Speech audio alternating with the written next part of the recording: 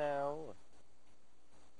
And the rough purple ribbon lady wants to know, moving up, Amazing Migs, top meet, yes, yes, yes, moving up down on the inside, then followed by the Jorka, J. Jewel, Lorkis Tower, isa pa, Extraordinary is in behind them as they move towards the 900 meters post. Amazing Migs takes up the running by 4.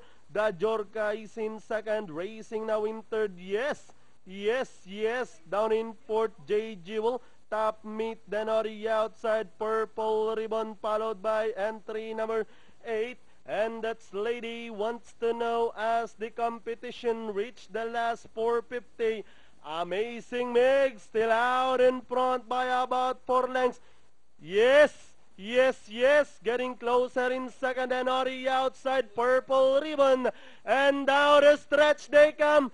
Amazing Meg still leading the field by about 3 lengths. Yes, yes, yes, moving up on the outside. Purple Ribbon running on the outside. Yes, yes, yes, Purple Ribbon moving up.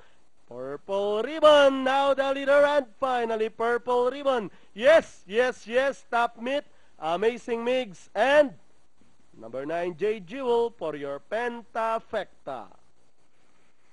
Okay, 10-1-5-7-9 ang ating